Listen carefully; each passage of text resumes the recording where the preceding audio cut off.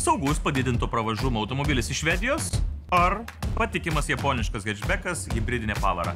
Su Inbank automobilio paskola gali įsigyti tai, kas tau patinka.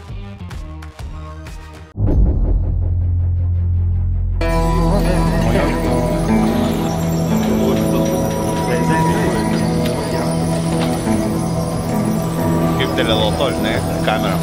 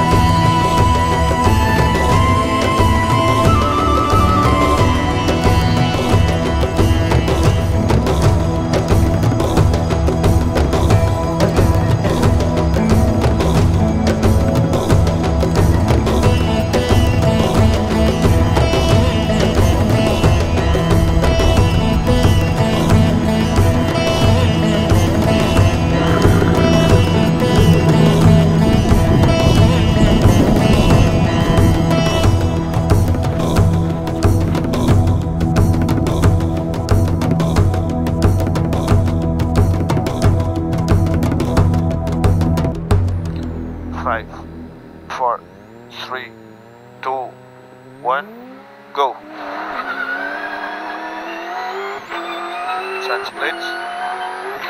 Danger 2, don't forget.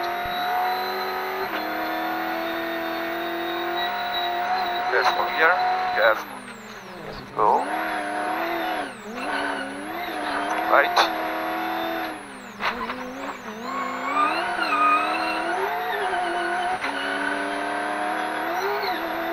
Careful with the one.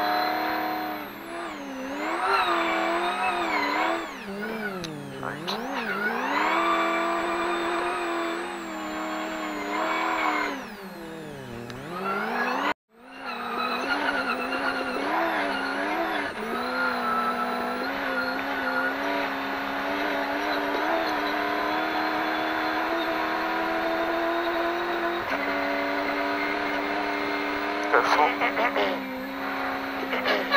Wait, shit. You lost something? You lost something? Something bad. Yeah. I go maybe over. No. Okay, let's see before. It's...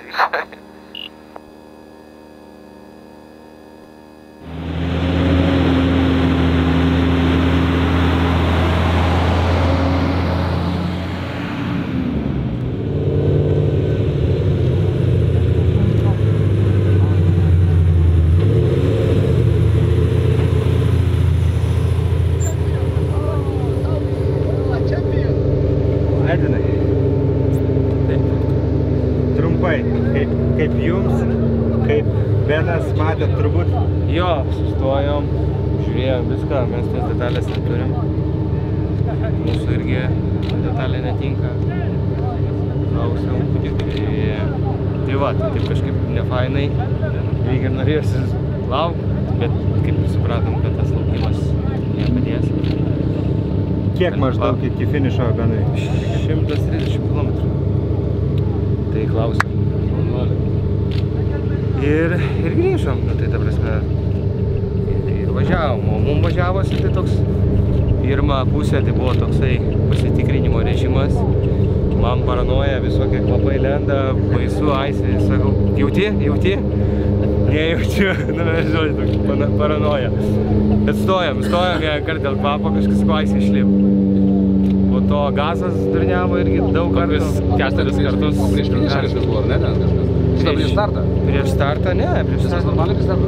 Ai, kai to variklis biškai, bet išsisprendė mes. Ai, jo, prieš startą važiuojant, tai pradėjo lysti jo kaist variklis pradėjo, nu tai čia reikėjo nusiorinti dar kartą sistemą.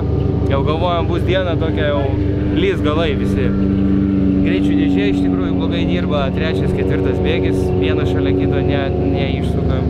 Mechanikams bus ilga naktis. Jo, bus, reikia žiūrėti. Šiaip tie palai nesmirda pradžiui, biški iš tikrųjų, Garavo kas lieka. Kol nudegė iš tikrųjų jo garavo, o po to man labai benzino kvapas ilgą laiką. Dar buvo sugalvoja, kad padangas neturim, tai buvom sustoję. Ai, jo, irgi dar sugalvojau, iš kopų išlindau, turbūt smėliai ratus nežinau, iš tikrųjų kažkaip tai pirmą kartą ir po to iš kitų kopų, kai išlipau, supratau, išlipi iš kopų, jeigu ratose smėlio daužo labai kalatuojas, jau galvojau, rato neturim. Abudu išlipom, jau galvojau, tikrai nėra, net nesakiau Aisiui, kad lip žiūrėk ir kai pats atsisegiau viską, žiūrim, visi ratai vietoj. Nėra ką keist. Même si on en a, on peut voilà, faire des économies. Sauvons la planète.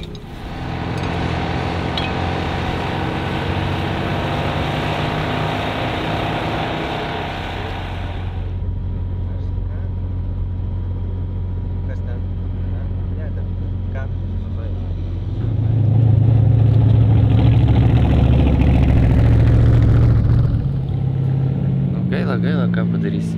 Dar daug dienų, bet jau rezultatas, aišku, bus labai blogas. Daug dienų dar vytis galima, bet prieš 2 metus, kai gavom 12 valandų baudos, tai turbūt paskutiniai buvom. Bet turėjom dar dienų, gal irgi 5 kokias. Tai iki 30 irgi su nuotykiais ten dasikapstam.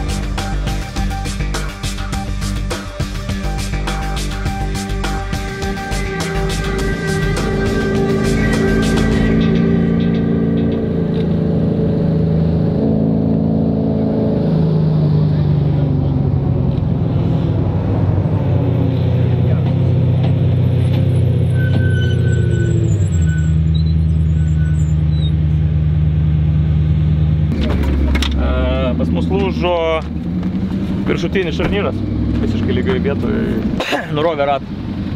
Tai nurovė varžtus apatinio šarnyro, nurovė pusešį ir realiai prigadino iš tiesų visko labai daug. Tai mes ilgai pakankamai tvarkėmės, šiaip atsarginių detalių turėjom, bet pritrūkom varžtų nurautų. Tai dalį turėjom, dalį išsukom iš kitų ratų. Ir ne visais priveržtais varžtais atsargiai atvažiavom. Tai atsitiko 400 km nuo starto, tai mums buvo likęs tik 130 km, labai greita dalis. Po to važiuojant lūžo vėl tas pats pusešis galinis. Nes kai mes sudėjom su kitų šarnyrų ir jisai neveikia taip labai gerai. Tai atsitiko 20 km iki finišo, o čia labai dideli kopų masyvai. tai reikėjo važiuoti su priekiu varomu, kas buvo iššūkis pakankamai nemažas. Nu ką, tiek žinių, labai gaila, kad taip atsitiko, aiškinsimės, bet žinau, kad vienas dalykas, kad mes nieko nepadarėm, kad tai būtų. Tas viršutinis žarnyras, aiškinsimės kodėl, bet jisai nei smūgio nebuvo nieko, viskas tiesiog ratas paėmė ir nuskrido, važiuojant lygių kelių. Tai labai gaila, bet kartais taip irgi būna.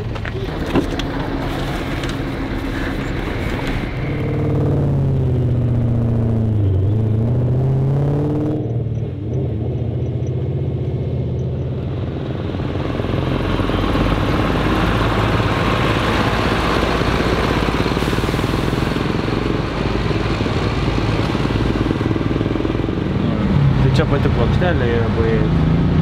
Man ta vieta, jo, biški taip, nu. Nu šiandien aišku, nesmagi tokia diena. Jau tos tokios drivo tokia nėra kaip kiekvieną dieną čia buvo. Bet nieko tokio. Turim šiandien vėl išlaidų, vėl stebulę, vėl 2 pusėšius. Čia gerai, kad turim tas pagalbos daugiau. Kolegos čia visi padalinam kombinzonus, tai padės.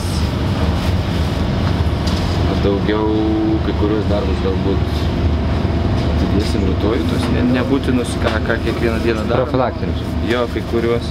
Nu, man žiūrėsim, kiek čia dabar net neįsivaizduoju, tiesa, kiek valandų dabar, o tai pasidarom tos, kiek? Po 9:15. Po 9:15. Tai pasidarom tos, kas čia sužalojimus visus sutvarkom, tai čia ir stebulė, ir žarnelis nurautas. Yra čia ką veikti. Bet šiaip viską matot, viskas aišku, viskas sutvarkoma. Kiek patikrinom. Ne, tas mazgas, kuris ten nurovė visą tą ratą, tai jo, viskas ten tiesiog įkeiti, ten aišku visos labai brangios tos detalės. Tai sudėsim, atstatysim atgal viską. Pusėšius atstatysim atgal, tada pereisim prie kasdieninių tų profilaktinių darbų. Tai jeigu vėlgi nerasim pavarų dėžėj nieko blogo, tai manau, kad vis tiek teks padirbėti kokios 3 gal šiandien.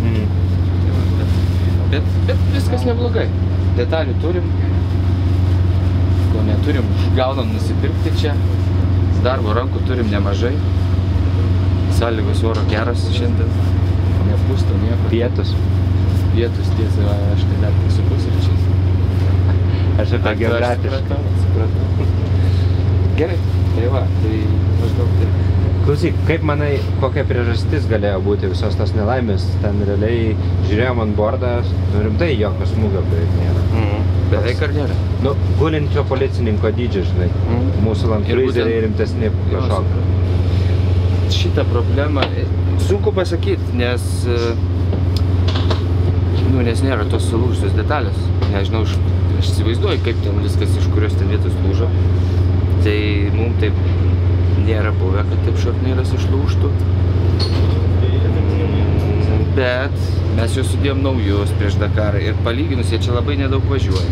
Nu, atlaikė, šiaip jie ilgai tarnaujantis, čia šitie yra tokie patobulinti naujos kartos šitie šarnyrai. Tai jie tikrai gerai laiko. Sunku pasakyti, turėjo šuolių anksčiau didelių, stiprių, daug prakirstų ratų. Tai reiškia, labai daug gavo smūgių pakaba. Keitėm jau vien tik tais svirtis 2, šiandien keičiam 3 svirtį, kurios buvo sulankstytos nuo smūgių irgi.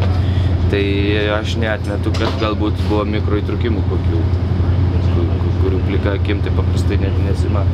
Nu, šiaip žiūrit, tikrinat tokius dalykus? Tikrinam kiekvieną dieną, mes juos reguliuojam, jie yra reguliuojami, jie reguliuojasi, kai jie truputį įdirbio turi, atsiranda ten laisvumas. Tai mes tą tikrinam kiekvieną dieną. Šiaip keistas variantas, nes kai mes komplektuojam visas atsarginės detalės, įrankius, varžtus ir visą kitą, mes ne patys į automobilį jiem vežtis į trasą. Tai mes ne patys ten viską išgalvojam, o yra šitas Emergency Book ta knyga ir ten yra visos instrukcijos. Ten yra nuotraukos, yra viskas. Kiek kokių varžtų įdėta, kiek kokių šarnyrų, kiek kokių detalių, įrankių ir panašiai. Tai mes viską tą sukomplektavom Ir dar su Mantu abu pagalvojom, kad gerai yra vienas lankstas, kuris tinka apatiniams visiems. Vienas lankstas, kuris tinka tik priekiniams viršutiniams. Bet o ką darysim, jeigu galinis? Tai mes su Mantu, Haliukse net nėra paruošta vieta tam šiaip jau lankstui trečia. Tai mes su Mantu įdėjom, ten pritaisėm, kad jis būtų ir kaip tik Benediktas atvažiavo ir tokia mini diskusija užvirė. Benediktas sako, jūs dedat 3 šarnyrus. Taip, o kodėl? Aiškinam, kodėl. Bet sako, tokia praktika, paskui kiti nenaudoja tokios praktikos irgi. Gal dar mes kažko čia iki galo nesam išsiaiškinę, bet nenaudoja ir, žodžiu, nusprendėm, kad vieną reikia išimti ir išimkim šitą galinį. Tas daugiau iš praktikos žino, kad jeigu jau lūžta, tai dažniau jau priekis. Nu tai va, tai čia tokia loterija, kurioje nepataikėm šį kartą su atsarginėm. Tai būtų, žinoma, būtų daug greičiau ir susilaikyti. Kiek būtų laiko? Aš skaičiuoju, kad jie galėjo užtrukti 40 galbūt minučių. Tai čia aš manau, kad Vietoj 3 valandų. Jo, aš manau, kad... Nes jiem tikrai dabar čia buvo sudėtinga, ne tai, kad neturi, bet dar pritaikyti kitą. Dar ten varžtai, jeigu kitoks lankstas, tai ir varžtai kitokie, tvirtinimai ir viską. Ir šiaip netgi, kai jis uždėjo tą šarnyrą, man paskambino ir sako, gerai, mes pritaikėm kitą uždėjom, bet dabar ratą, kai uždedam, tai ratlankis liečiasi į tą, tai ką dabar daryti? Žodžiu, ten radom tų sprendimų, bet šitoje vietoje negali žinot. Dirbam toliau, važiuojam toliau. Jo, mes kaip pasakyti, čia ne pasaulio pabaiga, nu, reikia tęsti lenktynės, reikia važiuoti, reikia ruoštis toliau ir žiūrėsim, dar dienų yra, matysim, kas bus.